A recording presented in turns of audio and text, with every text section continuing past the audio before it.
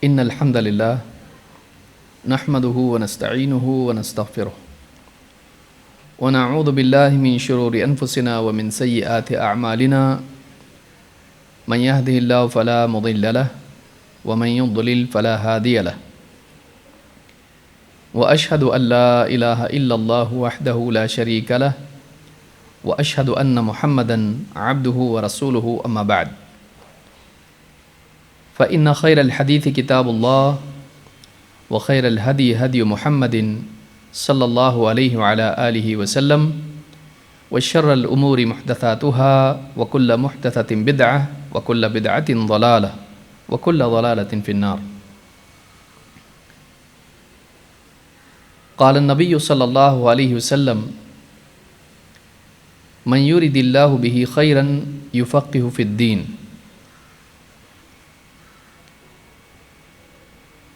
قابل احترام ماں اور بہنوں، رمضان المبارک کے اس فترہ کے بعد، دروس کے انقطاع کے بعد، اللہ تعالیٰ کی توفیق سے آج دوبارہ ہم اس دینی مجلس میں جمع ہیں۔ اللہ رب العالمین ہم سب کے آنے کو قبول فرمائیں اور علم کے اس سفر میں ہماری قربانیوں کو ہماری ہدایت کا اور ترقی کا ذریعہ بنائیں۔ اللہ کے نبی صلی اللہ علیہ وسلم کا فرمان ہے من یرد اللہ بہ خیرا یفقہ فی الدین۔ اللہ تعالیٰ جس کے لیے بھلائی کا ارادہ کرتا ہے اس کو دین کی گہری سمجھ عطا فرماتا ہے۔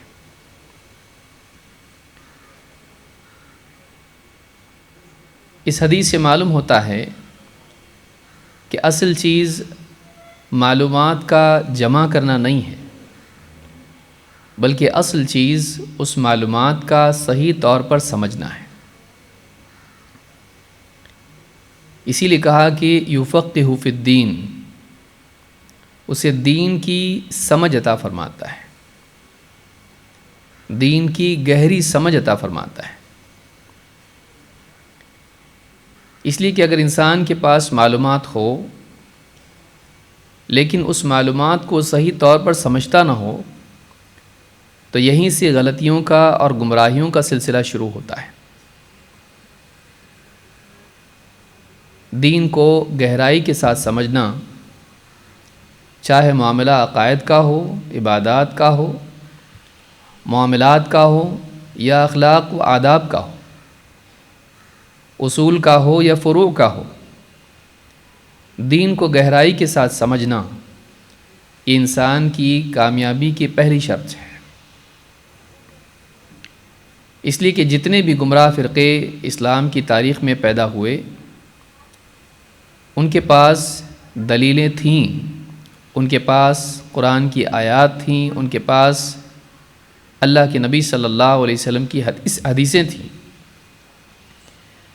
لیکن جو چیز ان کے پاس نہیں تھی وہ قرآن اور سنت کا صحیح فہم، یہ چیز ان کے پاس نہیں تھی۔ انہوں نے آیات کو غلط طور پر سمجھا، احادیث کے غلط معنی لیے اور اپنے اس غلط فہم کی بنیاد پر وہ گمراہ ہو گئے۔ لہذا گمراہی سے بچنے کے لیے دین کی گہری سمجھ ضروری ہے۔ دین کی گہری سمجھ کیسے آتی ہے؟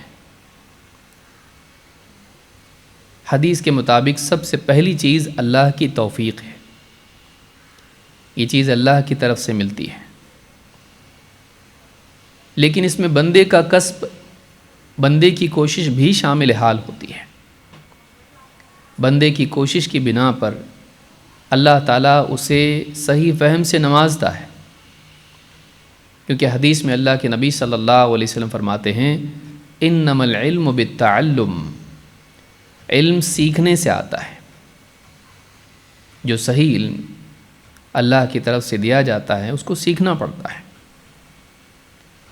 تو پہلی توفیق اللہ کی طرف سے، اس کے بعد سمجھانے والوں کو سننا پڑتا ہے، سمجھانے والوں کی بات کو کتابوں کو پڑھنا پڑتا ہے،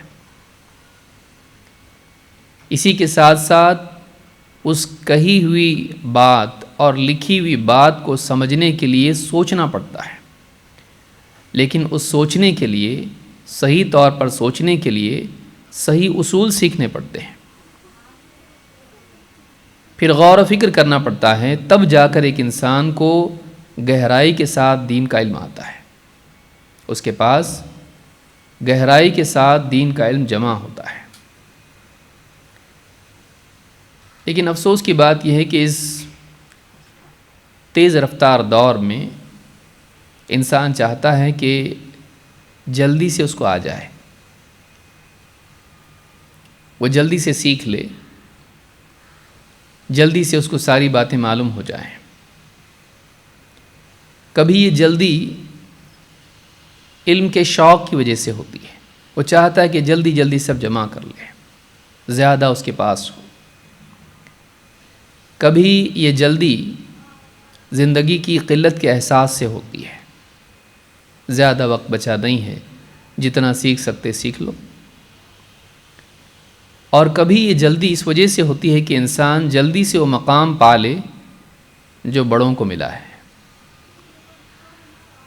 علماء جس مقام پر فائز ہیں، شہرت، عزت، بلندی، وہ اس کو بھی مل جائے،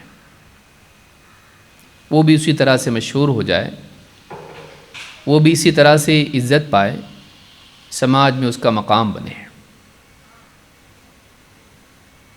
اور وہ جلدی جلدی چاہتا ہے کہ چیزیں آ جائیں۔ اس جلدی کی وجہ سے وہ جمع تو کر لیتا ہے، لیکن گہرا علم اس کے پاس نہیں آ پاتا ہے۔ سطحی علم انسان کا دشمن ہے، سرسری معلومات انسان کو کسی بھی میدان میں ناکام ہی کرتی ہے۔ سرسری معلومات کی بنیاد پر کوئی آدمی ہوائی جہاز اڑائے، گاڑی چلائے، ایکسیڈنٹ کرے گا، ہلاک ہوگا، ہلاک کرے گا۔ سرسری معلومات کی بنیاد پر کوئی آدمی کسی کا علاج کرے، وہ کسی کی جان کا نقصان کرے گا، کسی کی بیماری بڑھا دے گا۔ سرسری معلومات کی بنیاد پر کوئی آدمی کوئی عمارت تعمیر کرے، وہ عمارت قائم نہیں رہ پائے گی، ڈھہ جائے گی، اور اس کے نیچے کئی لوگ دب کر مر جائیں گے۔ سرسری معلومات دنیا کے میدان میں نقصان ہی پہنچاتی ہے، لیکن دنیا کا نقصان زیادہ سے زیادہ جان کا، مال کا نقصان ہوتا ہے۔ لیکن دینی میدان میں اگر سرسری معلومات کے ساتھ ایک انسان اگر دعوت کے میدان میں اتر آئے اور لوگوں کا معلم و مربی بن جائے، تو ایسی صورت میں وہ خود بھی گمراہ ہوتا ہے، دوسروں کو بھی گمراہ کرتا ہے۔ موجودہ دور میں میڈیا کے فروغ کی وجہ سے، سوشل میڈیا، یوٹیوب، فیس بک، انسٹاگرام، ٹویٹر، ایکس، اس طرح کے جو پلیٹ فارم ہیں، اور آگے بڑھ کے ٹک ٹاک اور اس طرح کی دوسری چیزیں، اپنے آپ کو لوگوں کے سامنے نمایاں کرنے کا شوق، چاہے وہ سوشل میڈیا میں ہو یا سماج میں اپنے دائرے میں ہو، یہ شوق انسان کو گہرے علم سے محروم کر دیتا ہے۔ کون اتنا لمبا زمانہ لگائے، کیونکہ گہرا علم وقت چاہتا ہے۔ گھاس آپ دیکھیے، بارش ہوتی ہے تو گھاس فوراً اگاتی ہے۔ ہفتے بھر پہلے آپ نے دیکھا کہ میدان ایک دم سوکھا ہوا ہے، لیکن جیسے ایک بارش ہوتی ہے پوری ہریالی چھا جاتی ہے اور ساری گھاس ہی گھاس دکھائی دیتی ہے، لیکن وہ گھاس ہوتی ہے، پیڑ نہیں۔ پیڑ اپنی مضبوط بنیادوں پر قائم ہوتا ہے تو اس کو ایک زمانہ لگتا ہے، لیکن وہ پیڑ لوگوں کو سایہ دیتا ہے، گھاس لوگوں کو سایہ نہیں دیتی۔ وہ پیڑ لوگوں کو پھل دیتا ہے، وہ پیڑ اپنی مضبوط بنیادوں پر قائم ہوتا ہے، لیکن گھاس بڑی آسانی سے ایک بچہ بھی کھینچ کے اس کو اکھاڑ لیتا ہے۔ لیکن پیڑ کو اکھاڑنے کے لیے بڑی مضبوط آندھی لگتی ہے، اور بعض اوقات آندھی کے باوجود بھی وہ ٹکا رہتا ہے۔ گہرا علم وقت چاہتا ہے، جیسے پودے سے پیڑ بننے کے لیے وقت لگتا ہے، لیکن لوگ یہ چاہتے ہیں کہ بس جیسے گھاس اگاتی ہے وہ پیڑ کی طرح اگ جائیں، اور اس دور کا یہ مرض ہے۔ اسی لیے لوگ چاہتے ہیں کتنے دن میں فنش ہوگا، 1 مہینے میں ختم ہو جائے تو بہت اچھا، 2 مہینے صبر کر لیں گے، 3 مہینے بہت زیادہ ہو گیا۔ یہ دین کے علم کا حال ہے، لیکن وہی لوگ دنیا کے علم میں آپ دیکھیے 10 سال تک بچے کو پڑھاتے ہیں، پھر 12ویں پڑھاتے ہیں، ابھی بھی کچھ اس کو جاب لگ سکتا نہیں، وہ کسی بھی میدان میں نہیں آ سکتا، وہ 12 سال اس کی گنتی میں بھی نہیں ہے، اس کی بنیاد پر کہیں اس کو کچھ نہیں ملتا ہے۔ ہوٹل میں جاب مل جائے گا صفائی کا، کسی کاؤنٹر پر کھڑا رہ سکتا ہے، لیکن واقعی کسی میدان میں وہ نہیں آ سکتا۔ 12 سال، اور پھر اس کے بعد میں گریجویشن، اور اس کے بعد ماسٹرز اور پی ایچ ڈی، کتنے سال لوگ لگاتے ہیں دنیا کے علم کے لیے، 4 پیسوں کے لیے، یا بہت زیادہ سے زیادہ ایجوکیشن کے لیے۔ کتنے لوگ ہیں جو واقعی علم کے لیے ڈگری حاصل کرتے ہیں؟ ہمارا سماج زیادہ تر جاب کے لیے پڑھتا ہے، علم کے لیے نہیں۔ تو اتنے سال دینے کے بعد بھی بعض اوقات جاب بھی نہیں ملتا، سوچئے۔ لیکن خوشی خوشی لوگ لگا دیتے ہیں، اور اگر کسی نے لگایا ہو تو اس کی عزت کرتے ہیں، چاہے اس کو جاب نہ ملا ہو۔ اپنی اولاد کے بارے میں چاہتے ہیں کہ وہ اتنا پڑھے، لیکن دین کا علم اگر اس کے لیے تھوڑا سا وقت زیادہ ہو پریشان ہو جاتے ہیں۔ علم صبر چاہتا ہے۔ وَنَزَّلْنَاهُ تَنزِيلًا، قرآن کے بارے میں بھی اللہ نے کیا فرمایا؟ ہم نے اس کو تھوڑا تھوڑا کر کے نازل کیا ہے، ایک دم پوری کتاب نہیں دے دی، تھوڑا تھوڑا تھوڑا۔ تو یہ بات میں اس لیے کہہ رہا ہوں کہ بعض اوقات آپ کو دوسروں کے آن لائن کورسز ملیں گے، 15 دن میں قرآن کے اتنے 100 الفاظ آپ سیکھ لو، 50% قرآن آپ کو آ جائے گا۔ بند کر دو مدرسے۔ اتنا اگر آسان ہوتا تو سالوں سال علماء پڑھتے نہیں۔ یہ جو سستا نسخہ آج لوگ دے رہے ہیں، اور اس کے پیچھے اکثر ان کی اپنی بڑی بڑی فیس ہوتی ہے، یا شہرت ہوتی ہے، یا کبھی دینی جذبہ ہوتا ہے کہ وہ چاہتے ہیں کہ لوگ جلدی سے سیکھ لیں، قرآن سے جڑ جائیں۔ لیکن اس طرح سے ادھورا علم لوگوں کو ایک غلط فہمی میں مبتلا کر دیتا ہے کہ ہم کو آیا، جبکہ ان کو نہیں آیا۔ بڑی بھیانک چیز ہے کہ ایک انسان اس طرح کے بھرم میں مبتلا ہو کہ مجھے تو اتنا آ گیا، قرآن کے 80% الفاظ مجھ کو آ گئے۔ اب بتائیے کسی بھی زبان کے اگر الفاظ ہی آپ سیکھ لیں، کیا بات کے معنی آپ کو سمجھ میں آئیں گے؟ ہر بات کا مطلب سمجھ میں آ جائے گا؟ بچے کو آپ نے الفاظ رٹا دیے اور آپ جو باتیں کر رہے ہیں سب سمجھ میں آئے گا اس کو؟ نہیں۔ ان کا کانٹیکسٹ کیا ہے، جملے کے معنی، الفاظ کے معنی معلوم ہے، لیکن جملے کے معنی کیا ہے؟ تو گہرا علم، یہ اس کے لیے اپنے آپ کو تیار کریں، اپنے آپ کو اس کے لیے تیار کریں۔ ایک لمبی مدت کے لیے علمی میدان میں ٹکے رہنا یہ شریف لوگوں کا طریقہ ہے۔ یہ صرف وہی لوگ اس میں ٹک پاتے ہیں جو اعلیٰ کردار کے مالک ہیں، جو مضبوط دل رکھتے ہیں، صبر والے ہیں، ٹکے رہتے ہیں، اور ان کو وقت زیادہ لگتا ہے لیکن وہ زیادہ مضبوط بنتے ہیں۔ دوسروں کو مت دیکھیے کب سے چل رہا تمہارا کورس، 6 مہینے سے، دیکھو ہم نے 2 مہینے میں قرآن مکمل کر لیا، آپ لوگ کیا کر رہے ہو؟ بہت پیچھے ہو آپ لوگ۔ لیکن جب وقت آتا ہے احادیث کے سمجھنے کا، آیات کی صحیح تفسیر کا، پھر جب جا کے معلوم پڑتا ہے تو کچھ کا کچھ مطلب وہ لوگ لے رہے ہوتے ہیں اور انہیں صحیح طور پر معلوم نہیں ہوتا ہے کہ اس آیت کا معنی کیا ہے، واقعی معنی کیا ہے، اس آیت کی تطبیق کہاں کریں گے۔ تو یہ بہت اہم چیز ہے جس کو بھولیے مت اور لوگوں کو دیکھیے مت۔ آج دنیا میں بہت سارے ایسے shortcut course, crash course ٹھیک ہے، انسان کو بہت مصروف کوئی رہتا ہے اور اس کو بنیادی باتیں سیکھنا ہے، سمجھ میں آتا ہے، لیکن اس کی بنیاد پر وہ معلم نہیں بن پائے گا، اس کی بنیاد پر وہ بڑا نہیں بن پائے گا، بس وہ اپنا موٹا موٹا سیکھ لیا۔ اگر وہ اتنا کریش کورس کر کے معلم کے مقام پر بیٹھ جائے تو سب کریش ہی ہوگا، نقصان کرے گا۔ ادھورا علم انسان کا دشمن ہوتا ہے، سطحی علم انسان کا دشمن ہوتا ہے، سپرفیشل نالج انسان کا دشمن ہوتا ہے۔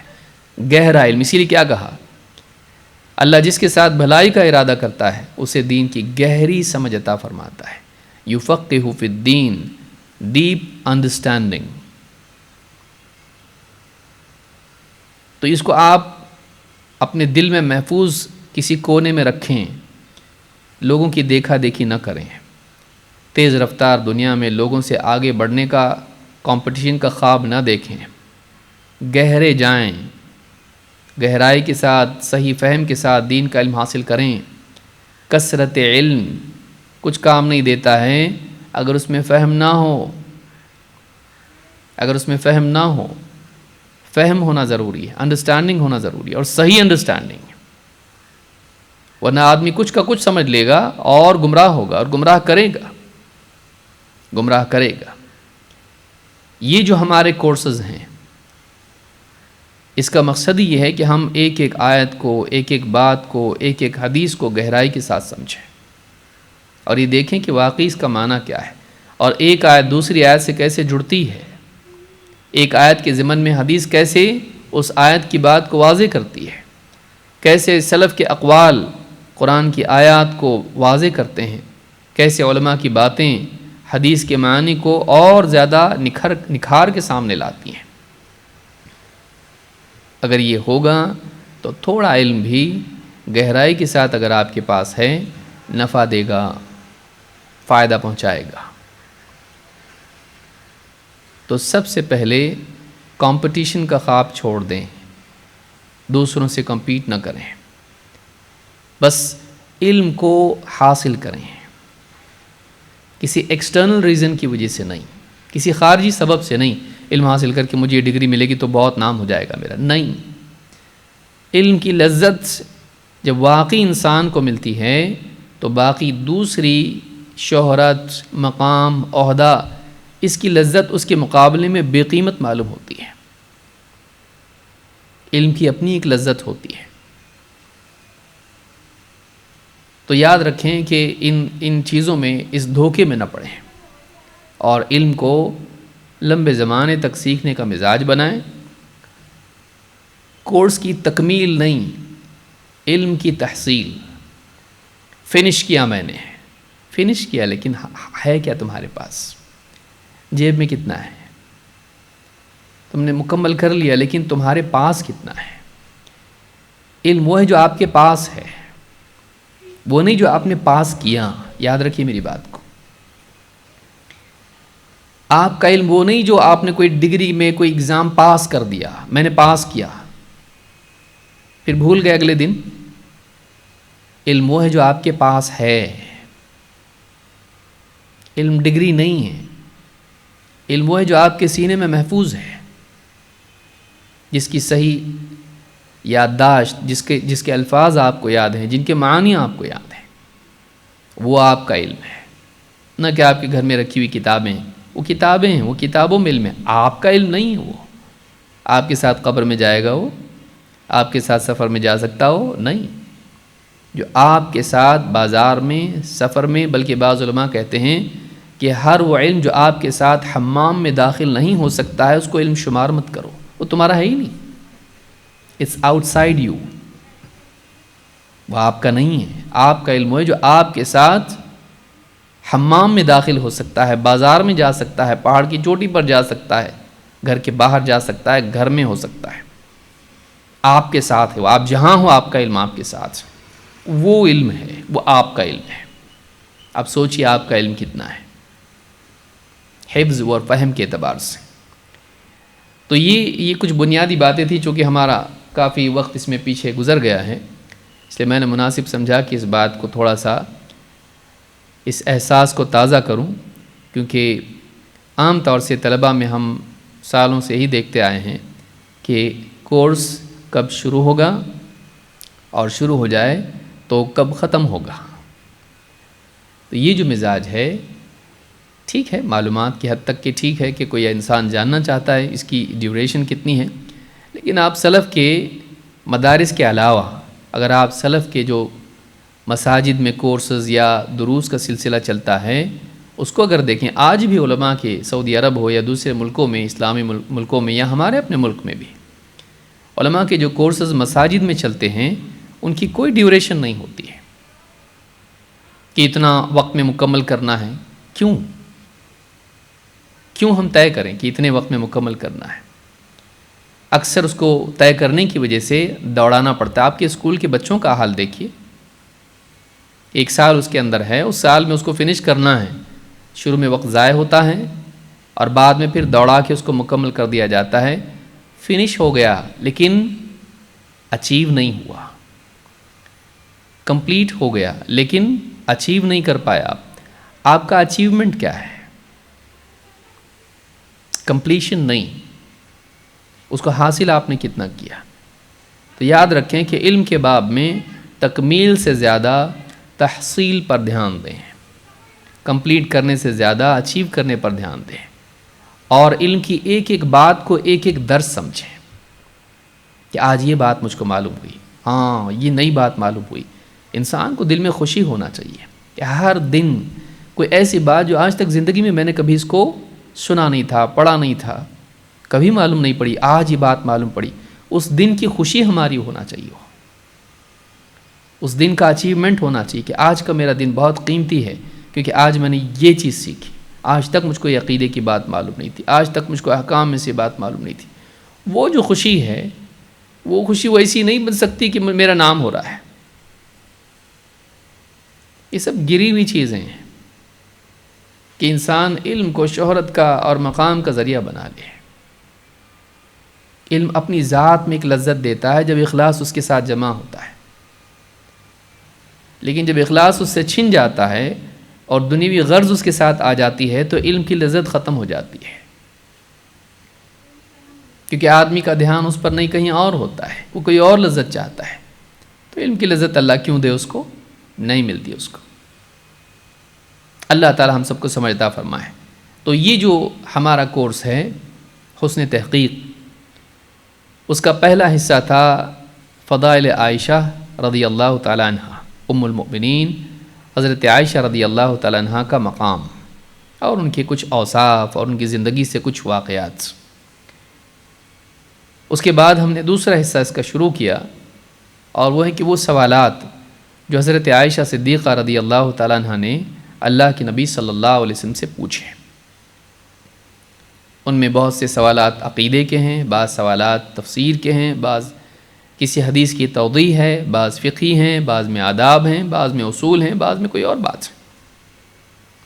آج اسی طرح سے ایک بہت ہی اہم سوال کا جواب ہم تلاش کریں گے، بلکہ اس میں کئی سوالات چھپے ہوئے ہیں، اور ان کا جواب، ان سوالوں کے جواب ہم تلاش کرنے کی کوشش کریں گے۔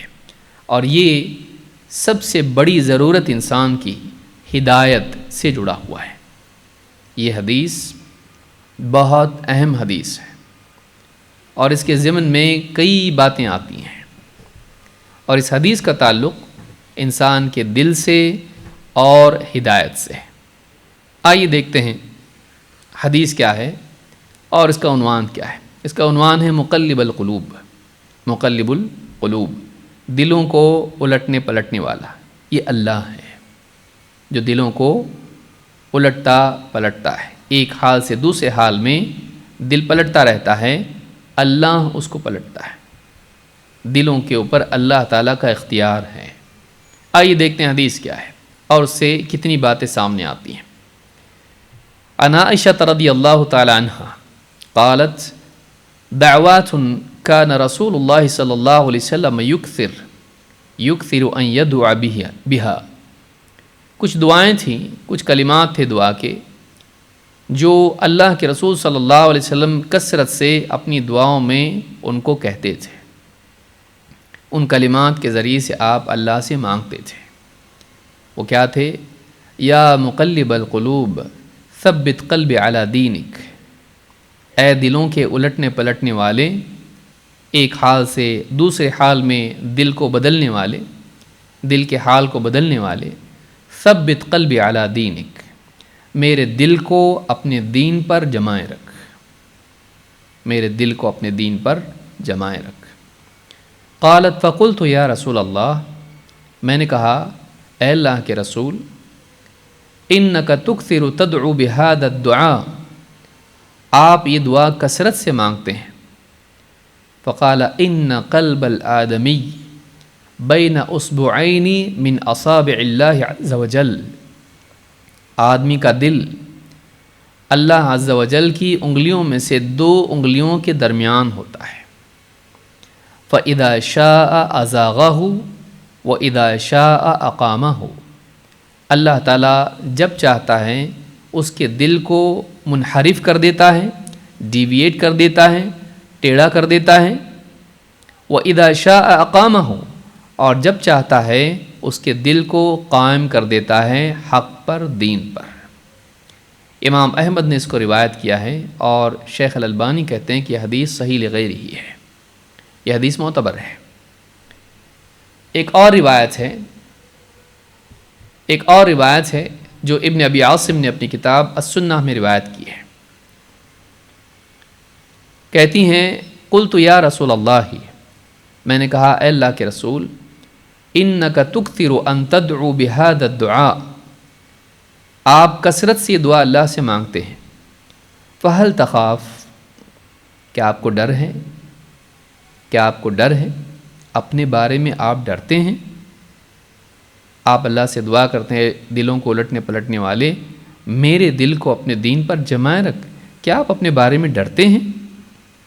قال نعم، آپ نے فرمایا ہاں۔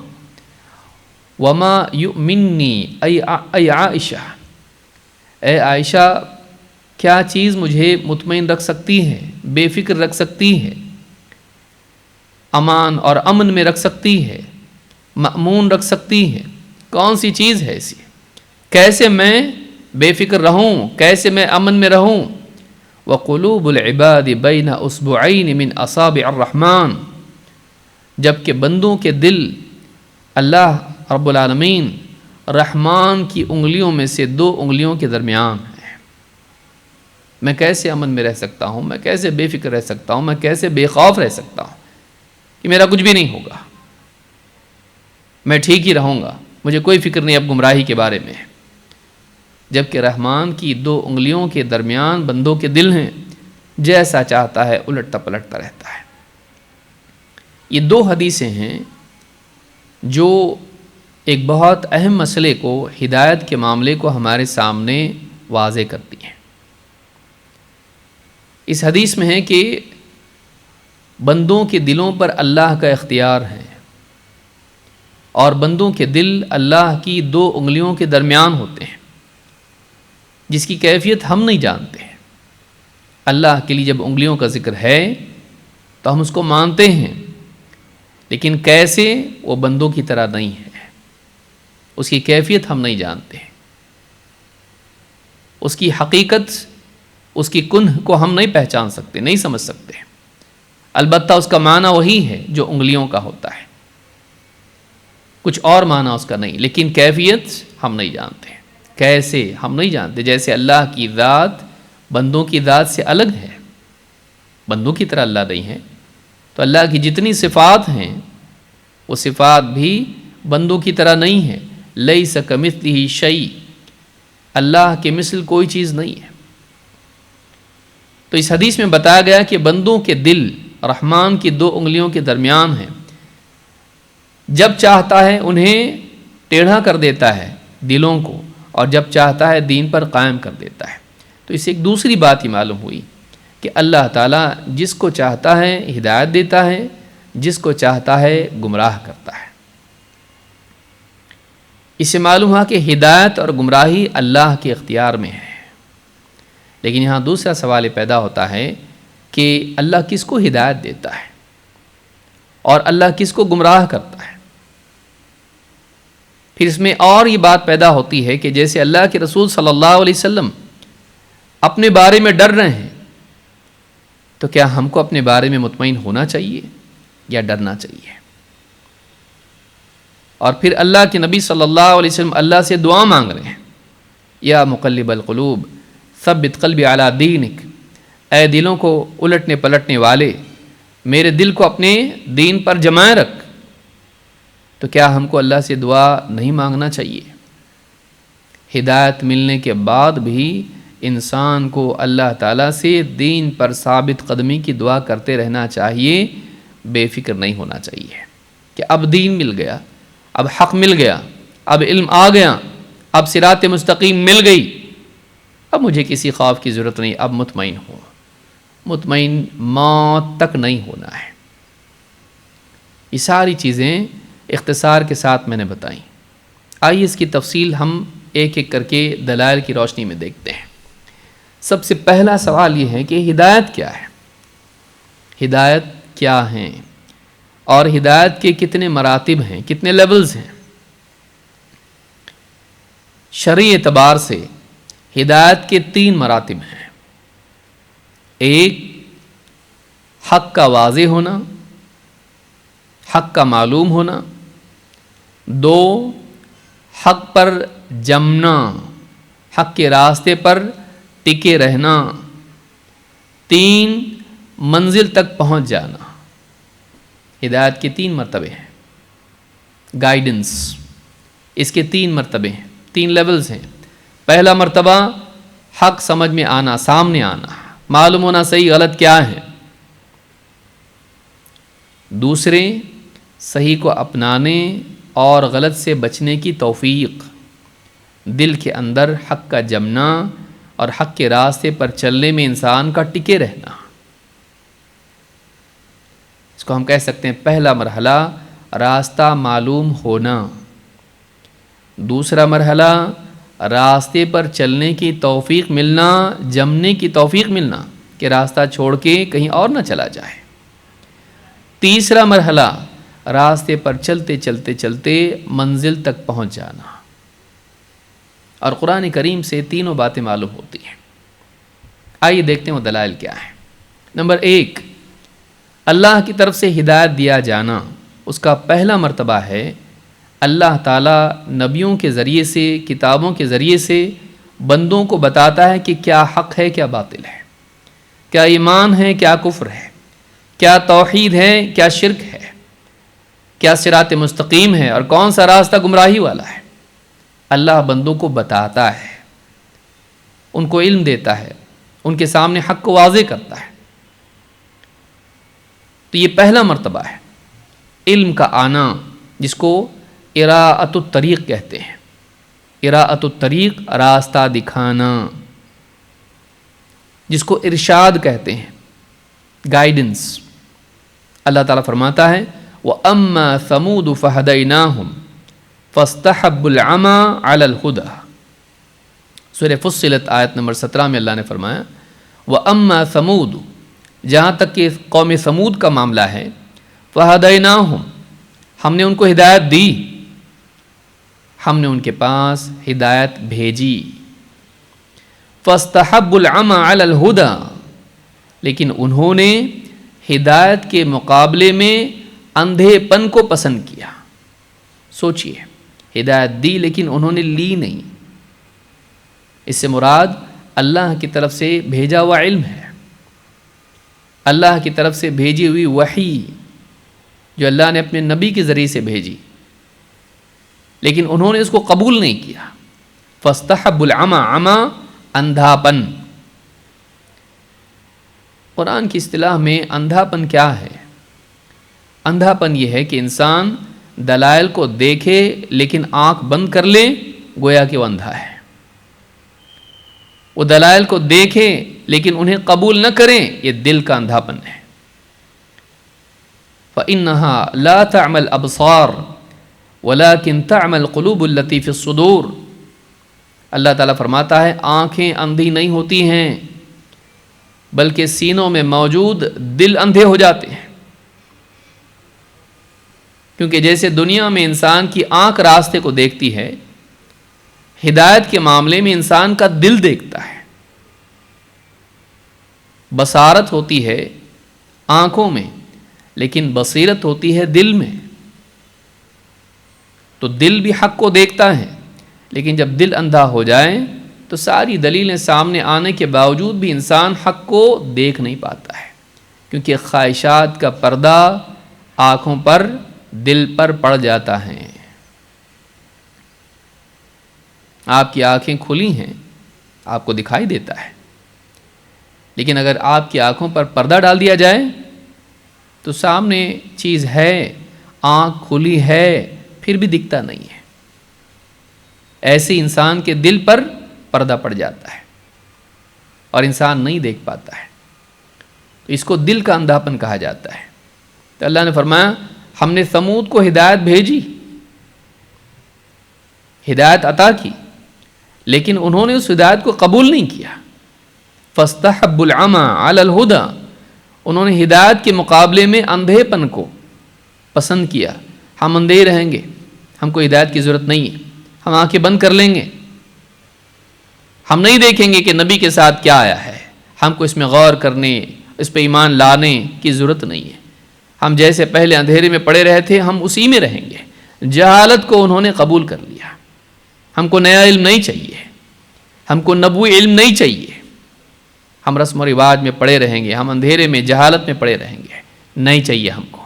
یہ پہلا مرحلہ ہدایت کا، پہلا مرتبہ ہے کہ اللہ کی طرف سے بندوں کو علم دیا جاتا ہے وحی کی صورت میں.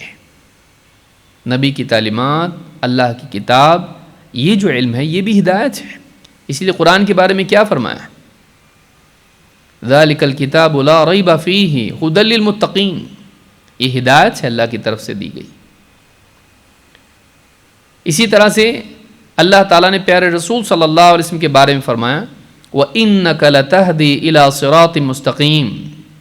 اے نبی یقیناً آپ صراط مستقیم کی طرف رہنمائی کرتے ہو،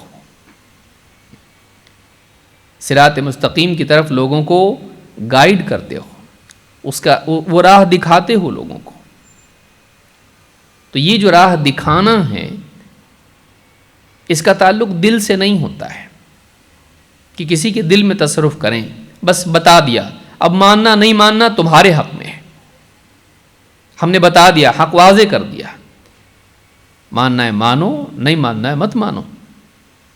اسی لیے آپ دیکھیں ثمود کے بارے میں اللہ نے کیا فرمایا؟ انہوں نے ہدایت کے مقابلے میں اندھے پن کو اختیار کیا، پسند کیا. انہوں نے اپنی چوائس کے حساب سے اللہ والے علم کو نہیں لیا بلکہ اپنے اندھے پن کو انہوں نے پسند کر لیا. ہم ایسے ہی رہیں گے، حق نہیں مانیں گے. تو چوائس اللہ کی اس ہدایت کے بعد باقی رہتی ہے، چاہے تو مانو یا مت مانو. لیکن نہ ماننے پر جہنم ہے، ماننے پر جنت ہے. نہ ماننے والا مجرم ہے، ماننے والا اللہ کے نزدیک متقی پرہیزگار ہے. تو پہلا مرتبہ ہدایت کا راستہ دکھانا، اللہ راستہ دکھاتا ہے. دوسرا مرحلہ یا دوسرا مرتبہ کیا ہے؟ راستہ چلانا، کہ انسان کسی کو اس کے دل میں بات آئے اور وہ راستے پر آ جائے. جیسے اللہ تعالیٰ نے فرمایا وَمَا أَنْتَ بِهَادِ الْعُمْيِ عَنْ ضَلَالَتِهِمْ. اے نبی، آپ دیکھیں پچھلی آیت میں کیا فرمایا کہ اے نبی آپ صراط مستقیم کی طرف ہدایت دیتے ہو، رہنمائی دیتے ہو، لیکن اس آیت میں انکار کر دیا. کیا فرمایا؟ وَمَا أَنْتَ بِهَادِ الْعُمْيِ عَنْ ضَلَالَتِهِمْ. اے نبی آپ اندھوں کو ان کی گمراہی سے نکال کے ہدایت نہیں دے سکتے. اندھے جو گمراہی میں پڑے ہوئے ہیں آپ ان کو گائیڈ نہیں کر سکتے، یعنی ان کو سیدھے راستے پر پکڑ کے لا نہیں سکتے. آپ ان کے دل آپ کے اختیار میں نہیں ہیں، ان کو آپ سیدھے راستے پر چلا نہیں سکتے، ماننا نہیں ماننا ان کا کام ہے، آپ زبردستی ان کے دلوں میں ہدایت ٹھونس نہیں سکتے۔ وما انت بهاد العمي عن ضلالتهم ان تسمع الا من يؤمن بآياتنا فهم مسلمون، آپ تو بس اسی کو سنا سکتے ہو جو ہماری آیتوں پر ایمان رکھتا ہے اور وہ لوگ جو فرما بردار ہیں، یہ لوگ تو سنیں گے بھی نہیں، آپ ان کو سنا سکتے ہو جو ہماری آیتوں پر ایمان رکھتے ہیں اور فرما بردار ہیں۔ انسان کی شخصیت کے دو پہلو ہیں، ایک یہ کہ حق کو قبول کرے، ایمان لائے، اور اس کی فرع یہ ہے کہ وہ اسی ایمان کا حصہ ہے وہ کہ وہ عمل بھی کرے، صرف اعتقاد کو کافی نہ سمجھے، مان لیا میں نے دل سے بس نہیں، بلکہ اس اقرار کا، اس گواہی کا، اس ایمان کا تقاضا بھی پورا کرے جو اسی ایمان کا حصہ ہے، عمل کرے، اس ایمان کا ثبوت دے تاکہ اس کا ایمان کامل ہو جائے۔ وما انت بہاد العمی عن ضلالتہم، یہاں کیا کہا؟ گمراہی میں پڑے ہوئے لوگوں کو آپ ہدایت نہیں دے سکتے، پچھلی آیت میں کہا آپ ہدایت دیتے ہو صراط مستقیم، دونوں میں فرق کیا ہے؟ کانٹرڈکشن ہے؟ نہیں۔ پہلی آیت میں پچھلے باب میں بتایا گیا تھا کہ آپ لوگوں کو راستہ دکھاتے ہو، اور اس آیت کے ضمن میں بتایا گیا آپ لوگوں کو سیدھے راستے پہ پکڑ کے لا نہیں سکتے، کیونکہ ہدایت کا تعلق، حق کی قبولیت کا تعلق انسان کے دل پر ہوتا ہے، اس کے دل سے ہوتا ہے، اور کسی انسان کے بس میں نہیں ہے کہ اس کے دل میں ماننا یا نہ ماننا ڈال سکے۔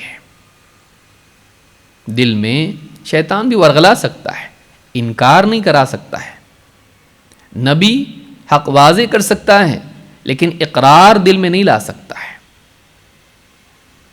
تو دل میں اقرار اور انکار کا آنا یہ انسان کا اپنا اختیار ہوتا ہے، یہ کسی کے بس میں نہیں، کسی مخلوق کے بس میں نہیں ہے۔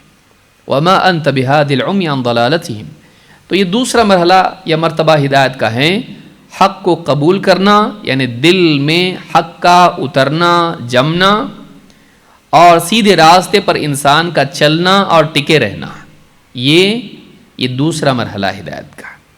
آئیے تیسرا مرحلہ دیکھتے ہیں۔ تیسرا مرحلہ یہ ہے کہ انسان صراط مستقیم پر جمع رہے یہاں تک کہ وہ جنت میں چلا جائے، منزل تک پہنچ جائے، منزل تک پہنچ جائے۔ اللہ تعالیٰ نے جنت والوں کے بارے میں کہا کہ جنت میں جانے کے بعد وہ کہیں گے وَقَالُوا الْحَمْدُ لِلَّهِ الَّذِي هَدَانَا لِهَذَا وَمَا كُنَّا لِنَهْتَدِيَ لَوْلَا أَنْ هَدَانَا اللَّهُ، سورۃ الاعراف آیت نمبر 43۔ جنتی کہیں گے وقالو، وہ کہیں گے الحمدللہ، تمام تعریف اللہ ہی کے لیے ہے، الذی ہدانا لہذا، جس نے ہمیں اس جنت کی ہدایت دی، ہم کو گائیڈ کیا یہاں تک کہ ہم جنت میں آ گئے، جنت میں پہنچایا۔ وما کننا لنہتدی لولا ان ہدانا اللہ، ہمارے بس میں تو تھا ہی نہیں کہ ہمیں ہدایت ملتی اگر اللہ ہمیں ہدایت نہیں دیتا، ہم راستہ نہیں پا سکتے تھے اور نہ منزل پا سکتے تھے اگر اللہ ہمیں توفیق نہ دیتا، ہماری رہنمائی نہیں کرتا، اگر اللہ ہم کو جمائے نہ رکھتا، اور اللہ اگر ہم کو جنت تک نہیں پہنچاتا، ہمارا کوئی کمال نہیں تھا، ہمارے اندر کچھ بھی ایسا نہیں تھا، ہم کو نہیں ملتی جنت اگر اللہ نہیں دیتا۔ یہ اللہ ہے جس نے ہم کو جنت تک پہنچایا ہے۔ جنت میں جانا یہ بھی ہدایت کا حصہ ہے، اسی لیے کیا کہا؟ الذی ہدانا لہذا، منزل مقصود تک پہنچانا، گول میں سکسیسفل ہونا، تو یہ اللہ کی طرف سے ہوتا ہے۔ تو 3 مرتبے ہدایت کے ہیں، حق کا پہنچانا، حق کا دل میں جمانا، انسان کو صراط مستقیم پر چلانا اور اس پر جمانا، یہ دوسرا مرحلہ۔ تیسرا چلانا چلانا چلانا یہاں تک کہ جنت میں پہنچا دینا، منزل تک پہنچا دینا، یہ بھی ہدایت کا حصہ ہے۔ تو یہ 3 اعتبار سے ہدایت ہے۔ پہلا نبیوں کے ہاتھ میں ہوتا ہے، نبی لوگوں کو حق بتاتے ہیں، یہ توحید ہے، یہ شرک ہے، یہ ایمان ہے، یہ کفر ہے، یہ حق ہے، یہ باطل ہے، نبی بتاتے ہیں، لیکن بات کے دونوں مرحلے، بات کے دونوں مرتبے یہ اللہ کے ساتھ خاص ہیں۔ دل میں حق کا اتارنا، دل کا حق پر جمانا، انسان کو حق کے راستے پر جمائے رکھنا، یہ اللہ کے سوا کوئی نہیں کر سکتا ہے۔ اسی طرح سے جنت تک پہنچانا، جنت میں داخل کرنا، اللہ کے سوا کوئی نہیں کر سکتا ہے۔ تو اس کو یاد رکھنا ضروری ہے۔ آئیے آگے بڑھتے ہیں۔ ہدایت، جیسے ہم نے سنا ابھی، ہدایت اور گمراہی اللہ کے ہاتھ میں ہے۔ رحمان کی 2 انگلیوں کے درمیان دل ہیں، اللہ کے اختیار میں ہدایت اور گمراہی۔ آئیے دیکھتے ہیں اس بارے میں۔ قرآن کریم میں اللہ تعالیٰ فرماتا ہے، سورہ ابراہیم آیت نمبر 4 میں، وَمَا أَرْسَلْنَا مِن رَّسُولٍ إِلَّا بِلِسَانِ قَوْمِهِ لِيُبَيِّنَ لَهُمْ، ہم نے جو بھی رسول بھیجا قوم کی زبان میں بھیجا، إِلَّا بِلِسَانِ قَوْمِهِ، جس قوم میں اس رسول کو بھیجا گیا اس قوم کی زبان ہی میں رسول کو بھیجا گیا ہے۔ وہ رسول وہی زبان بولتا تھا جو قوم کی زبان تھی۔ لِيُبَيِّنَ لَهُمْ، کیوں؟ تاکہ وہ رسول ان کے سامنے حق کو واضح کر سکے۔ عربوں میں عرب اور عبرانی زبان بولنے والوں میں عبرانی زبان بولنے والا ہیبرو، ہر زمانے کے رسول قوم کی زبان میں کلام کرتے تھے۔ وَمَا أَرْسَلْنَا مِن رَّسُولٍ إِلَّا بِلِسَانِ قَوْمِهِ لِيُبَيِّنَ لَهُمْ، تاکہ وہ حق کو ان کے سامنے واضح کرے۔ یہاں بھی آپ غور کریں، محض حق کا پہنچنا کافی نہیں ہے کہ آیت سنا دی سمجھا کچھ بھی نہیں۔ اصل حق کا واضح ہونا ہے، کلیرٹی اس کی ہونا ہے۔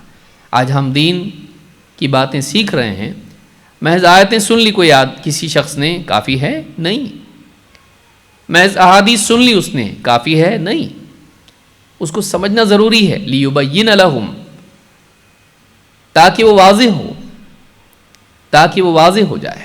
تو رسولوں کو قوم کی زبان میں بھیجا گیا تاکہ حق کو ان کے سامنے واضح کرے۔ پھر اللہ نے فرمایا فَيُضِلُّ اللَّهُ مَن يَشَاءُ وَيَهْدِي مَن يَشَاءُ وَهُوَ الْعَزِيزُ الْحَكِيمُ۔ رسولوں کے آنے کے بعد، ان کے حق کو واضح کرنے کے بعد، لوگوں سے حق کی بات ان کے سامنے پیش کرنے کے بعد، فَيُضِلُّ اللَّهُ مَن يَشَاءُ، اللہ جس کو چاہتا ہے گمراہ کرتا ہے، وَيَهْدِي مَن يَشَاءُ، اور جس کو چاہتا ہے ہدایت دیتا ہے، وَهُوَ الْعَزِيزُ الْحَكِيمُ، وہ زبردست غالب ہے اور بڑا حکمت والا ہے۔ وہ غالب ہے، اس کے مقابلے میں کوئی کچھ نہیں کر سکتا ہے، وہ فیصلہ بھیج دے وہی ہوتا ہے، اسی کی بات غالب رہتی ہے، اسی کا فیصلہ غالب رہتا ہے، اس کے مقابلے میں کوئی کچھ کر نہیں سکتا ہے۔ لیکن وہ غالب ہے، ظالم نہیں ہے، وہ حکیم ہے، وہ یوں ہی کچھ بھی نہیں کرتا ہے، اس کے پیچھے حکمت اور وزڈم ہوتی ہے، اس میں مصلحت ہوتی ہے، تو وہ غلبے والا ہے، زبردست ہے، لیکن ساتھ ہی وہ حکمت والا بھی ہے۔ یہاں آپ دیکھیں گے کہ اللہ تعالیٰ نے گمراہی اور ہدایت دونوں کے بارے میں کہا کہ یہ اللہ کی مشیت کے تابع ہے، یعنی اللہ جس کو چاہتا ہے گمراہ کرتا ہے اور اللہ جس کو چاہتا ہے ہدایت دیتا ہے۔ تو کسی کا یہ کہنا غلط ہوگا کہ اللہ تعالیٰ ہدایت دیتا ہے لیکن گمراہ نہیں کرتا۔ اللہ ہدایت بھی دیتا ہے اور گمراہ بھی کرتا ہے، جو ہدایت کے لائق ہوتا ہے اس کو ہدایت دیتا ہے، اور جو ہدایت کے لائق نہیں ہوتا ہے اسے گمراہی میں ڈال دیتا ہے۔ یہ اہل السنہ والجماعہ کا عقیدہ ہے۔ ورنہ کوئی آدمی کہے دیکھو اللہ کے بارے میں یہ مانیں گے اللہ گمراہ کرتا ہے، تو نعوذ باللہ اللہ کے بارے میں یہ کیا ہوگا؟ غلط عقیدہ ہو جائے گا، اللہ کی شان میں گستاخی ہوگی۔ نہیں، اللہ تعالیٰ جن کو چاہتا ہے گمراہ کرتا ہے اور جن کو چاہتا ہے ہدایت دیتا ہے۔ ہدایت نبی کے ہاتھ میں بھی نہیں ہے۔ اللہ تعالیٰ فرماتا ہے اِنَّكَ لَا تَهْدِي مَنْ أَحْبَبْتَ وَلَكِنَّ اللَّهَ يَهْدِي مَنْ يَشَاءُ وَهُوَ أَعْلَمُ بِالْمُهْتَدِينَ۔ اے نبی آپ جسے چاہیں اسے ہدایت دے دیں، ایسا نہیں ہو سکتا ہے۔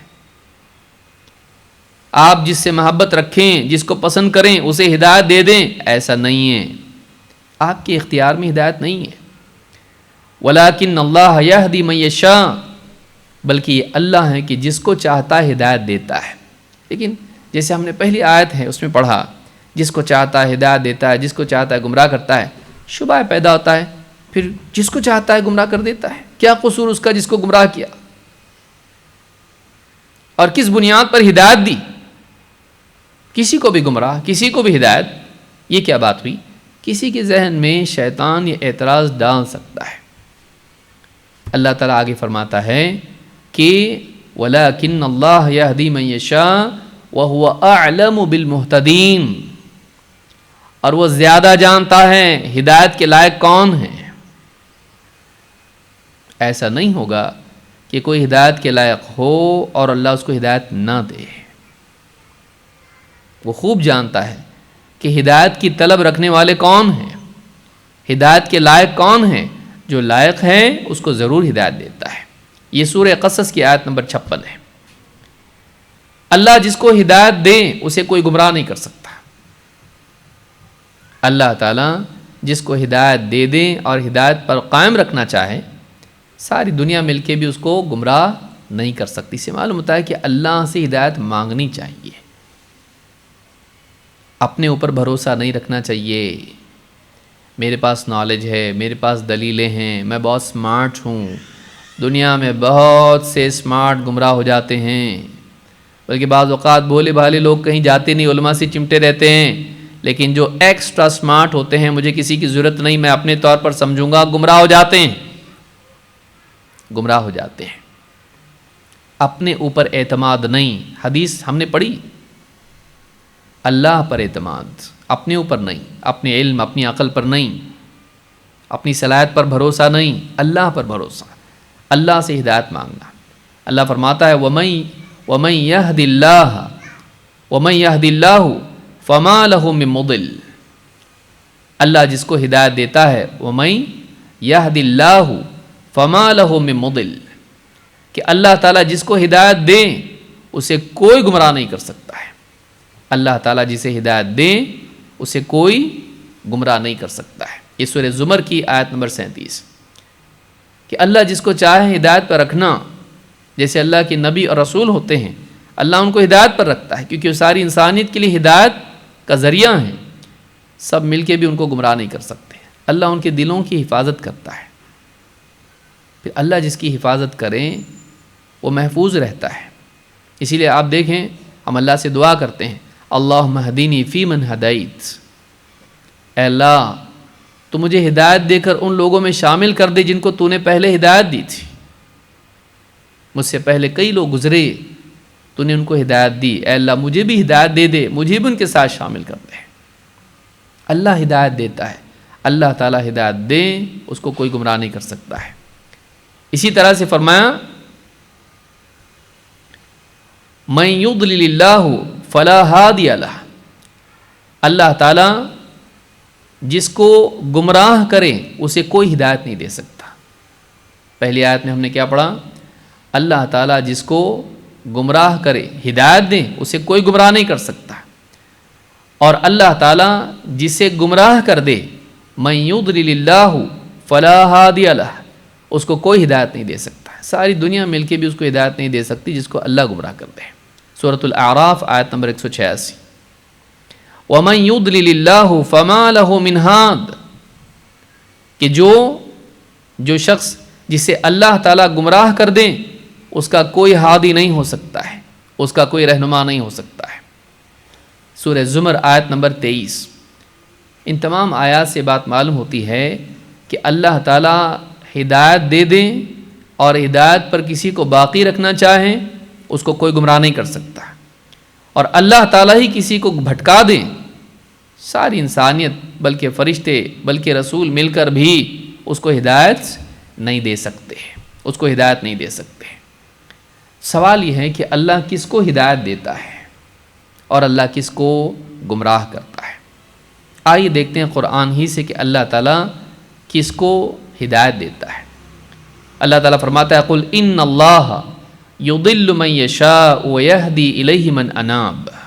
سورۃ الرعد میں آیت نمبر 27 میں اللہ نے فرمایا اے نبی آپ کہیے قل ان اللہ یضل من یشاء، اللہ جس کو چاہتا ہے گمراہ کرتا ہے، ویہدی الیہ من اناب، اور اللہ تعالیٰ جو اللہ کی طرف بڑھتا ہے اسے ہدایت دیتا ہے۔ اس سے بات معلوم ہوئی کہ جس کے دل میں طلب ہوتی ہے، جو کوشش کر کے اللہ کی طرف، حق کی طرف، صراط مستقیم کی طرف آنا چاہتا ہے، اللہ تعالیٰ ایسے انسان کو ضرور ہدایت دیتا ہے جس کے دل میں ہدایت کی سچی طلب ہو۔ اسی طرح سے اللہ تعالیٰ نے سورہ الشورى میں فرمایا آیت نمبر 13 میں اللہ یجتبی الیہ من یشاء ویہدی الیہ من ینیب، اللہ تعالیٰ اپنی طرف بڑھنے کے لیے جس کو چاہتا ہے چن لیتا ہے۔ آپ دیکھیں دنیا میں بعض بندوں کو اللہ چن لیتا ہے، اپنی طرف سے ان کو ہدایت دیتا ہے، جبکہ ان کے ماحول میں کچھ بھی نہیں ہوتا ہے، وہ اکیلا انسان ہوتا ہے، اللہ اس کو اپنی طرف سے چنتا ہے، اس پہ خیر دیکھتا ہے اللہ، اور اللہ اس کو چن لیتا ہے، اور اللہ تعالیٰ اس کو رہنمائی عطا کرتا ہے، بلکہ بعض اوقات اسے دوسروں کی ہدایت کا ذریعہ بناتا ہے۔ کتنے لوگ آپ کو دکھائی دیں گے، گاؤں میں تھا، ایسے گاؤں میں پڑا ہوا تھا جہاں سب شرک و بدعات ہیں، بلکہ اسلام کا نام و نشان بھی نہیں ہے، لیکن کہیں سے اس کے پاس بات پہنچی، اس نے اس پر غور کیا، سوچا، اس کے دل میں بات اتر گئی اور اس نے مانا۔ اللہ جس کو چاہتا ہے اپنی طرف بڑھنے کے لیے چن لیتا ہے۔ وَيَهْدِي إِلَيْهِ مَن يُنِيبُ، اور جو اللہ کی طرف رجوع کرتا ہے، انابت، رجوع، لوٹنا، پلٹنا، بڑھنا، جو اللہ کی طرف لوٹتا ہے، اللہ کی طرف مڑتا ہے، اللہ کی طرف متوجہ ہو جاتا ہے اپنے پورے وجود کے ساتھ، ظاہر و باطن سے، اللہ تعالیٰ اس کو ضرور ہدایت دیتا ہے۔ وَيَهْدِي إِلَيْهِ مَن يُنِيبُ، اللہ تعالیٰ اسے ضرور ہدایت دیتا ہے جو اللہ کی طرف رجوع کرتا ہے، اللہ کی طرف بڑھتا ہے، مڑتا ہے، پلٹتا ہے۔ تو اس سے بات معلوم ہوتی ہے کہ ہدایت اس کو ملتی ہے جس میں ہدایت کی طلب ہوتی ہے۔ ایسا نہیں ہوتا ہے کہ کسی میں ہدایت کی طلب ہو اور سچی طلب ہو اور اللہ اس کو ہدایت نہ دے۔ تو اس بارے میں پریشان نہ ہو کہ اللہ جس کو چاہتا ہے ہدایت دیتا ہے، جس کو چاہتا ہے گمراہ کرتا ہے، تو یہ کیا بات ہوئی؟ یہ معاملہ اللہ کی حکمت اور اس کے عدل پر مبنی ہے۔ اللہ کا کوئی کام عدل کے خلاف نہیں ہوتا ہے، اللہ ظلم نہیں کرتا ہے کہ کوئی انسان ہدایت کا مستحق ہو اور اللہ اس کو ہدایت نہ دے، نہیں ہوتا ایسا۔ ہم سے زیادہ اللہ جانتا ہے کون ہدایت کے لائق ہے۔ تو جس میں طلب ہوتی ہے، معلوم ہوا کہ دل میں ہدایت کی سچی طلب ہدایت کھینچتی ہے، اللہ اس کو ہدایت دیتا ہے۔ تو آپ دیکھیں پہلے طلب ہے، پھر اللہ کی طرف سے اس کو توفیق مل رہی ہے۔ تو یہ بندے کے اندر خیر ہوتی ہے، اللہ تعالیٰ اپنی طرف سے اس کو رہنمائی، اپنی طرف سے اس کو ہدایت عطا کرتا ہے۔ اللہ گمراہ کس کو کرتا ہے؟ اللہ تعالیٰ فرماتا ہے وَنُقَلِّبُ أَفْئِدَتَهُمْ وَأَبْصَارَهُمْ كَمَا لَمْ يُؤْمِنُوا بِهِ أَوَّلَ مَرَّةٍ وَنَذَرُهُمْ فِي طُغْيَانِهِمْ يَعْمَهُونَ، سورۃ الانعام آیت نمبر 110۔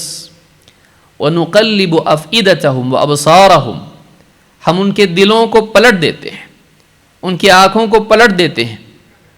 دل ٹھیک سے سوچ نہیں پاتا، آنکھیں ٹھیک سے دیکھ نہیں پاتی، وہ دلائل دیکھنے کے بعد بھی اس سے فائدہ نہیں اٹھا پاتی ہیں، دل میں حق کی قبولیت نہیں آتی ہے۔ وَنُقَلِّبُ أَفْئِدَتَهُمْ وَأَبْصَارَهُمْ كَمَا لَمْ يُؤْمِنُوا بِهِ أَوَّلَ مَرَّةٍ، جیسا کہ انہوں نے پہلی مرتبہ حق واضح ہونے کے بعد اس پر ایمان نہیں لایا، تو اللہ تعالیٰ ان کے دلوں کو اور ان کی نگاہوں کو الٹ پلٹ دیتا ہے۔ وَنَذَرُهُمْ، اللہ نے فرمایا ہم ان کے دلوں کو، ان کی آنکھوں کو پلٹ دیتے ہیں جیسا کہ وہ پہلی مرتبہ ایمان نہیں لائے۔ پہلی مرتبہ جب حق ان کے سامنے آیا وہ ایمان نہیں لائے، اس کی سزا یہ ملتی ہے کہ پھر اب دوسری مرتبہ میں حق کا قبول کرنا بہت مشکل ہو جاتا ہے۔ حق واضح ہونے کے بعد جب آدمی انکار کر دیتا ہے، ایمان نہیں لاتا ہے، حق قبول نہیں کرتا ہے، تو یہ چیز حق کی قبولیت کو آسان نہیں کرتی ہے، مشکل ہی کر دیتی ہے۔ اسی لیے آپ نے دیکھا ہوگا بہت سارے لوگوں کو جب ان کے سامنے حق بیان کیا جاتا ہے، ایک مرتبہ نو بول دیں تو بہت مشکل ہو جاتا اب ماننا، پھر وہ ضد پر اڑ جاتے ہیں۔ حق کے واضح ہونے کے بعد بھی انکار انسان کے اندر ضد پیدا کر دیتا ہے، اندھاپن پیدا کر دیتا ہے۔ وَنَذَرُهُمْ فِي طُغْيَانِهِمْ يَعْمَهُونَ، اور انہیں ہم ان کی سرکشی میں چھوڑ دیتے ہیں اندھوں کی طرح کہ بھٹکتے رہیں، یعمہون بھٹکتے رہیں اندھوں کی طرح۔ تو یہ کب ہوتا ہے؟ جب حق واضح ہونے کے بعد انسان اس کو قبول نہ کرے۔ تو گمراہ تب ہوتا ہے آدمی جب خود حق کا انکار کرے۔ آئیے اور دلیل دیکھتے ہیں۔ اللہ تعالیٰ فرماتا ہے فَمَن يُرِدِ اللَّهُ أَن يَهْدِيَهُ يَشْرَحْ صَدْرَهُ لِلْإِسْلَامِ، اللہ تعالیٰ جس کی ہدایت کا ارادہ کرتا ہے اس کے سینے کو اسلام کے لیے کھول دیتا ہے۔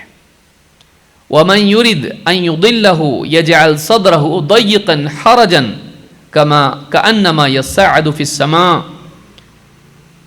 اور جس کو اللہ تعالیٰ گمراہ کرنا چاہتا ہے اس کے سینے کو ایسا تنگ کر دیتا ہے، اس کے سینے میں ایسی تنگی پیدا کر دیتا ہے گویا کہ وہ آسمان میں اونچائی پر جا رہا ہے۔ جتنا آسمان میں اونچا جائے آدمی کو سانس لینا مشکل ہو جاتا ہے، جتنی بلندی پر آدمی ہو اتنا سانس لینا مشکل ہو جاتا ہے۔ اس کے سینے کو ہم تنگ کر دیتے ہیں، اتنا تنگ کہ اس کے لیے سانس لینا مشکل ہو جاتا ہے۔ کأنما یصعد فی السماء، اللہ فرماتا ہے کذالک یجعل اللہ الرجس علی الذین لا یؤمنون، ایسے ہی اللہ تعالیٰ ان لوگوں پر گندگی ڈال دیتا ہے، کفر کی، شرک کی گندگی ڈال دیتا ہے جو ایمان نہیں لاتے ہیں۔ آپ غور کریں کہ یہاں پر گندگی کن پر ڈالی جاتی ہے؟ ایسی اللہ کسی پر ڈال دیتا ہے؟ اچھا بھلا آدمی تھا، طلب اس کے اندر تھی، سب کچھ تھی، کوشش کیا ہدایت کے لیے، دعائیں مانگا، سب کچھ کیا، اور پھر بھی اللہ گمراہ کر دیا؟ نہیں ہوتا ایسا۔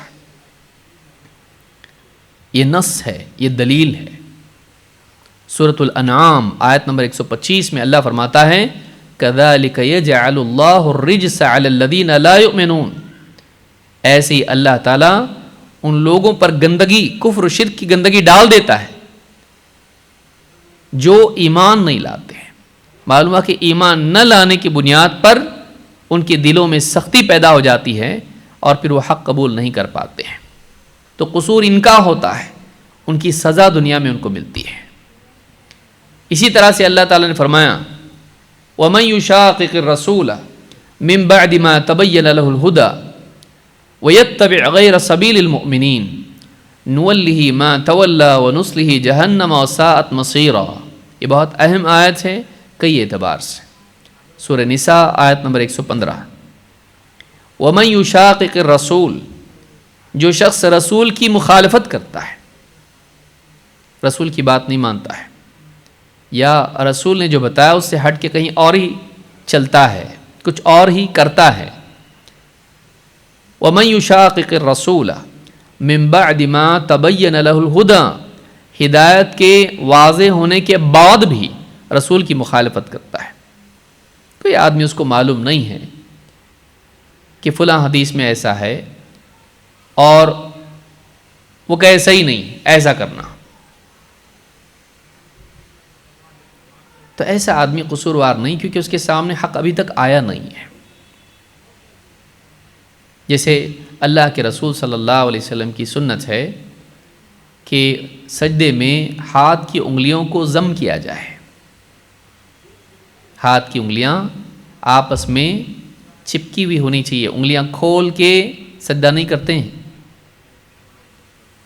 اب کسی کو نہیں معلوم اور وہ اسی سجدہ کر رہا ہے، یا اس کے سامنے کسی نے کہا کہ بھائی سجدے میں انگلیاں ضم کرنا چاہیے، اس نے کہا نہیں نہیں ایسی کھول کے پڑھتے ہیں، اس سے مجھ کو کمفرٹیبل لگتا ہے۔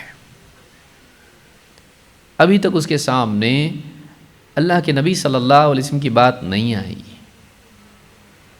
لیکن وہ مخالفت تو کر رہا ہے عملاً، بلکہ انکار بھی کر رہا ہے۔ ایسا آدمی مجرم نہیں ہے،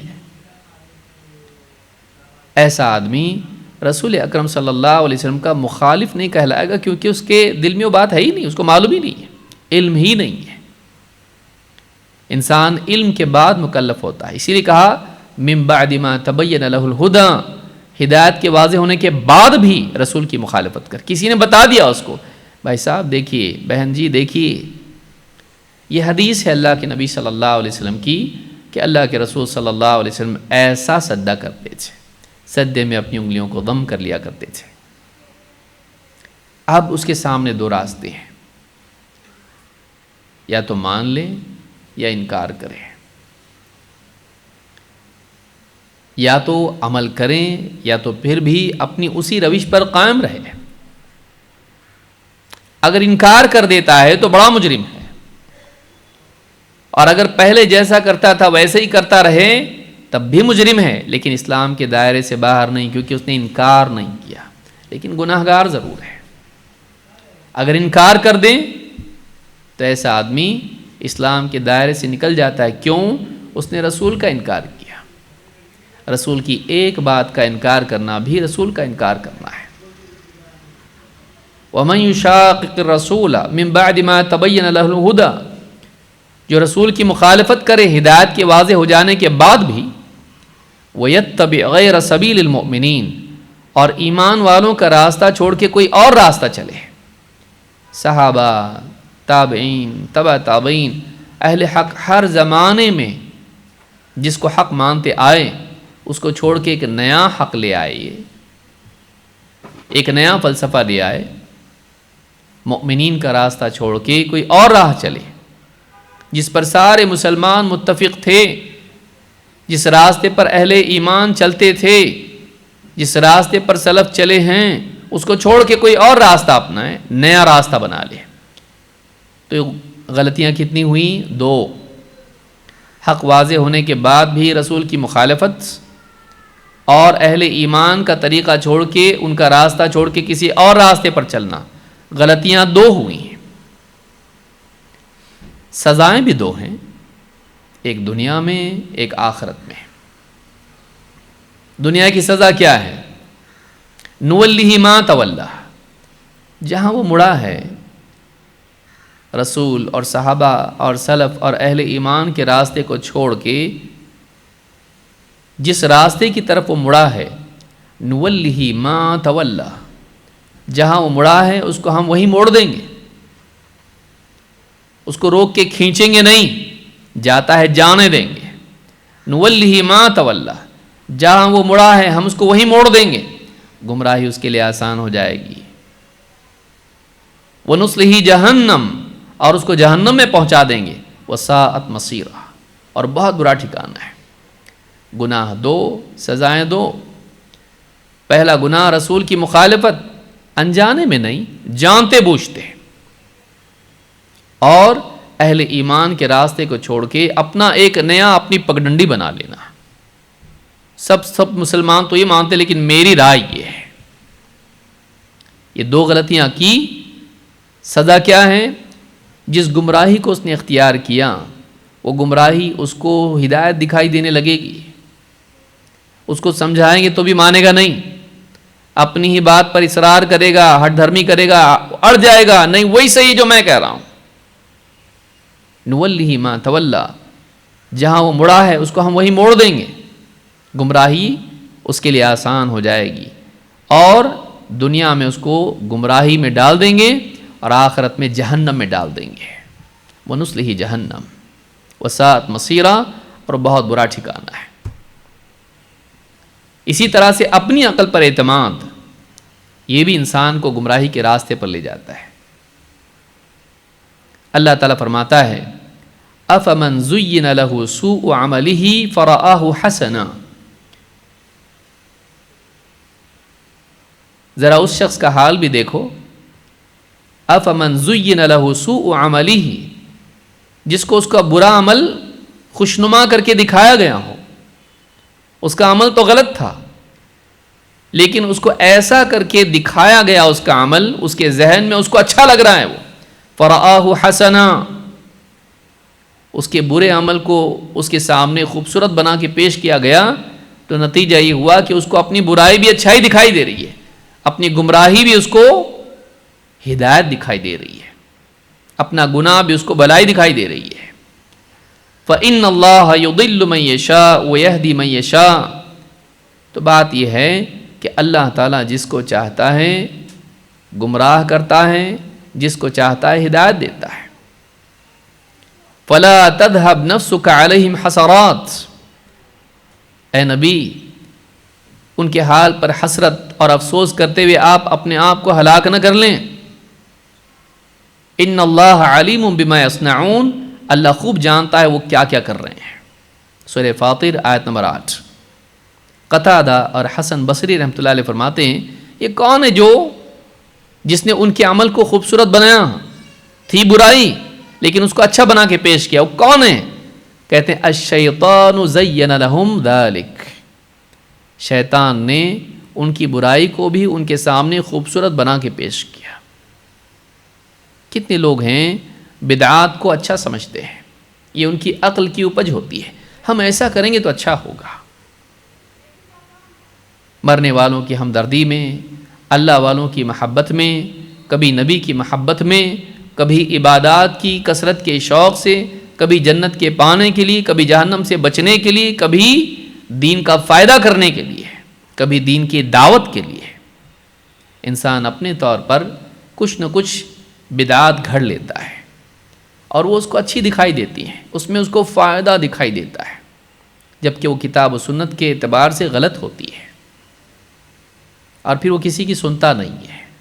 شیطان اس کو اور ورغلاتا ہے، شیطان بولتا تو صحیح ہے، یہ سب غلط ہیں، تو حق پر ہے، یہ لوگ باطل ہیں، تو مائنورٹی ہے، مائنورٹی ہمیشہ صحیح ہوتی ہے، یہ کوئی قاعدہ نہیں ہے۔ مائنورٹی ہمیشہ صحیح ہو یہ کوئی قاعدہ نہیں ہے، مائنورٹی صحیح بھی ہو سکتی ہے، غلط بھی ہو سکتی ہے۔ صحیح اور غلط کا قاعدہ گنتی نہیں ہے، کتاب و سنت ہے، اس کو پرکھنے کا معیار گنتی نہیں ہے۔ کبھی زیادہ لوگ صحیح ہو سکتے ہیں، غلط بھی ہو سکتے ہیں، کبھی کم لوگ صحیح ہو سکتے ہیں، غلط بھی ہو سکتے ہیں۔ کم زیادہ غلطی یا صحت، حق یا باطل کا معیار نہیں ہے، کرائٹیریا نہیں ہے۔ حق اور باطل کا معیار، کرائٹیریا کیا ہے؟ کتاب و سنت سے مطابقت، کتاب و سنت کے مطابق ہو۔ تو شیطان انسان کو جب وہ اپنی عقل پر اعتماد کرتا ہے تو شیطان عقل کے راستے سے اس کے دل میں وسوسے ڈال کر اس کو اس کی غلط کو اور صحیح کر کے پیش کرتا ہے، تو صحیح ہے، ڈٹا رہے، جما رہے۔ اسی طرح سے اللہ نے فرمایا ان الذین ارتدوا علی ادبارہم، جو لوگ اپنی پیٹھ کے بل یا منہ موڑ کے، پیٹھ دکھا کے مرتد ہو گئے، حق کے راستے کو چھوڑ دیا، اسلام کو چھوڑ دیا، من بعد ما تبین لہم الہدی، ہدایت کے واضح ہونے کے بعد بھی اسلام کو پیٹھ دکھا کے مرتد ہو گئے، الشیطان سول لہم واملا لہم، شیطان نے ان کے لیے ان کے کفر کو، ارتداد کو خوشنما بنا کے پیش کیا، واملا لہم، اور ان کو امیدوں میں، بھرم میں مبتلا کر دیا۔ سورہ محمد آیت نمبر 25۔ علامہ شنقیطی رحمہ اللہ فرماتے ہیں اضواء البیان میں الشیطان سول لہم ای زین لہم الکفر والارتداد عن الدین۔ سول کا معنی ہوتا ہے مزین کرنا، بیوٹیفائی کرنا، گلوریفائی کرنا۔ ان کا جو غلط ہے، جو اسلام سے وہ دور گئے، شیطان نے اور خوبصورت بنا کے پیش کیا، ارے تم تو آج انٹلیکچوئل ہو گئے، یہ سارے مسلمان لکیر کے فقیر ہیں، یہ پرانے زمانے کے خیالات والے ہیں، تم پڑھے لکھے ہو، تم بہت ہائیلی ایجوکیٹڈ ہو، تم کھلے ذہن کے ہو، اوپن مائنڈڈ ہو۔ تو انسان کو شیطان ایسا بنا کے پیش کرتا ہے کہ اس کی گمراہی اور دین سے دوری اس کو اور اچھی دکھائی دیتی ہے۔ جبکہ حق اس کے سامنے آیا تھا. الشیطان سول لهم واملا لهم، کہتے ہیں ای زین لهم الکفر والارتداد عن الدین واملا لهم. اس کو شیطان کیا کرتا ہے؟ امیدیں دلاتا ہے. ای مد لهم فی العمل ووعدهم طول العمر، وعدهم طول العمر، کہ امیدیں لمبی لمبی باندھ لیتا ہے وہ، اور یہ سمجھتا ہے کہ اب بہت جینا ہے دنیا میں. کفر کی بنیاد پر مجھے دنیا میں یہ ملے گا، یہ ملے گا، یہ ملے گا، اور میں انجوائے کروں گا، جبکہ ملک الموت اس کے انتظار میں ہوتا ہے. تو کتنا بھی جی لے، موت ہے. شیطان ایسا بنا کے پیش کرتا اب تو ہمیشہ رہے گا یہاں پہ، انجوائے کرنا ہے. کہا کہ آخرت، دنیا میں انجوائے کرو. اس کو دنیا میں امیدیں باندھنے والا بناتا ہے شیطان. اسی طرح سے اللہ نے فرمایا وَإِذْ قَالَ مُوسَىٰ لِقَوْمِهِ یا قوم. دیکھیے یہ آیات بتا رہی کہ اللہ کس کو گمراہ کرتا ہے. وہ آدمی جس کے سامنے حق آیا اور اس نے انکار کر دیا، وہ آدمی جس نے رسول کی بات کو ٹھکرا دیا، اہل ایمان کے راستے کو چھوڑ دیا، وہ شخص جس نے اپنی عقل کو اصل بنا لیا اور علم کو نظر انداز کر دیا. عقل ہی کی بنیاد پر وہ فیصلے کرنے لگ گیا.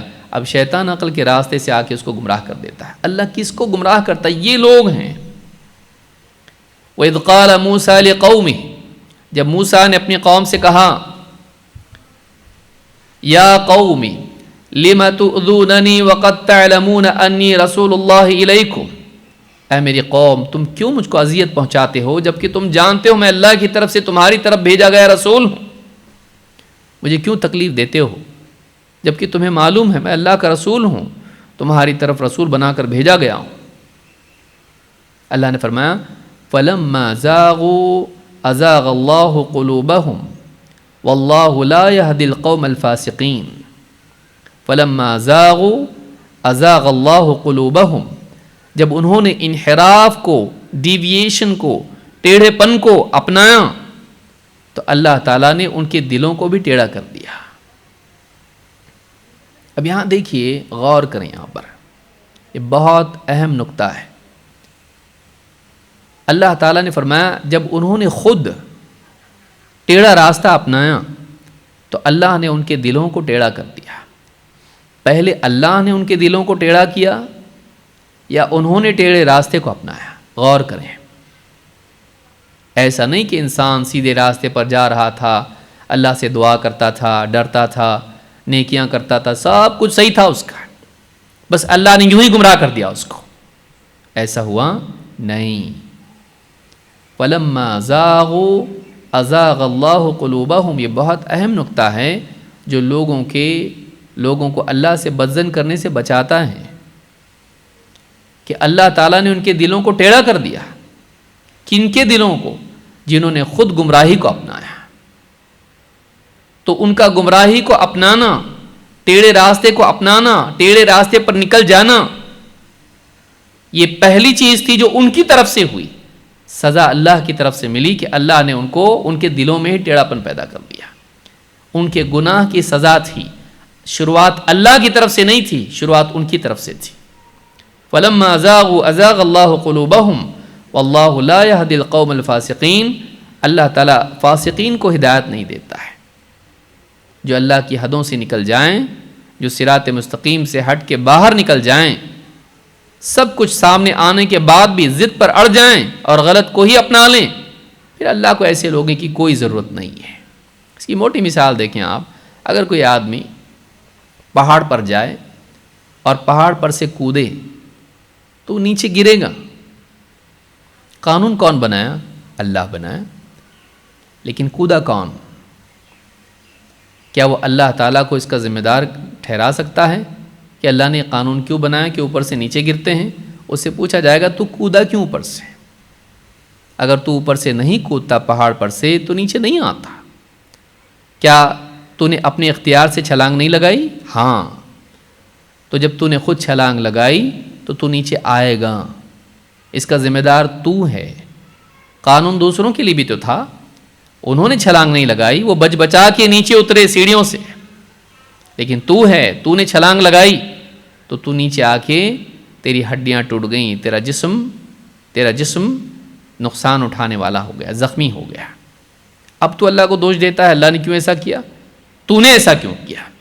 اگر تو نہیں کودتا تو نیچے نہیں آتا، زخمی نہیں ہوتا۔ تو یہاں یہ یاد رکھیں کہ قرآن کریم میں جب آتا ہے کہ اللہ تعالیٰ ہدایت نہیں دیتا، اللہ گمراہ کرتا ہے، تو یہ ان لوگوں کے ساتھ ہے جو ہدایت کے حق کے واضح ہونے کے بعد بھی اس کو قبول نہیں کرتے ہیں۔ مجرم وہ ہیں، قصوروار وہ ہیں، تو ان کے قصور کی سزا یہ ملتی ہے کہ اللہ کو ایسے لوگوں کی ضرورت نہیں ہے جو حق کو نظر انداز کریں، اس کی قدر نہ کریں۔ اللہ کو ایسے لوگوں کی ضرورت نہیں۔ حق اتنی گری پڑی چیز نہیں ہے کہ ٹھکرانے والوں کو بھی اللہ تعالیٰ زبردستی دے، لو لو لو، نہیں، اللہ کو ضرورت نہیں ہے، وہ غنی ہے، وہ غنی ہے۔ یا ایھا الناس انتم الفقراء الی اللہ واللہ هو الغنی الحمید ان یشاء یذہبکم ویأتی بخلق جدید وما ذلک علی اللہ بعزیز۔ اللہ فرماتا ہے اے لوگوں، تم سب کے سب اللہ کے آگے فقیر و محتاج ہو، اللہ تعالیٰ ہے جو غنی ہے، تعریف کے لائق ہے۔ اگر وہ چاہیں تو تم کو ہٹا دیں اور تمہاری بجائے تمہاری جگہ دوسروں کو لے آئیں۔ ان یشاء یذہبکم ویأتی بخلق جدید وما ذلک علی اللہ بعزیز، اور اللہ پر یہ کوئی مشکل بھاری کام نہیں ہے۔ تو اس آیت میں بھی اللہ نے بتایا اگر تم سرکشی کرو گے، نہیں مانو گے، تو تم کو ہٹا کے اللہ دوسروں کو لا سکتا ہے۔ اور آپ دیکھیں کتنے ملکوں میں حالات دکھائی دیتے ہیں کہ مسلمان دین سے دور، دین کی ناقدری کرتے ہیں، پھر بعض اوقات اللہ تعالیٰ مشرکین میں سے، کبھی ملحدین میں سے ایسے لوگوں کو کھڑے کرتا ہے جو حق کو قبول کرتے ہیں، اور کہ دین قبول کرنے کے بعد، اسلام قبول کرنے کے بعد اسلام کی وہ خدمت کرتے ہیں جو بہت سارے مسلمان بھی نہیں کرتے ہیں۔ وہ دین کا گہرا علم حاصل کر کے کئیوں کی ہدایت کا ذریعہ بنتے ہیں۔ تم کو ہٹا کے اللہ دوسروں کو لائے گا، اللہ دوسروں کو دے گا دین، دوسروں کو دے گا ہدایت، اور ان سے دین کا کام لے گا۔ یہ اللہ کی طرف سے ہوتا ہے۔ تو یہاں یاد رکھیں کہ جو دین کی ناقدری کرتا ہے، جو حق کے واضح ہونے کے بعد بھی اس کا انکار کرتا ہے، جو صراط مستقیم کو ضد اور عناد کی وجہ سے صراط مستقیم چھوڑ کر من مانے راستے پر نکل جاتا ہے، اللہ اس کو جانے دیتا ہے، اور یہی گمراہی ہے، یہی گمراہی ہے۔ یہ گمراہی اس کی گمراہی کے چننے کی سزا ہوتی ہے۔ اللہ رب العالمین ہم سب کو سمجھ عطا فرمائیں اور دین کا گہرا علم حاصل کرنے کی توفیق عطا فرمائیں۔ مزید باتیں اس میں کچھ ہیں جو انشاءاللہ ہم آنے والے درس میں دیکھیں گے۔ اللہ تعالیٰ سے دعا ہے کہ اللہ تعالیٰ ہم سب کو دینی مجالس میں بار بار آنے کی توفیق عطا فرمائے۔ اقول ھذا واستغفر اللہ لی ولکم۔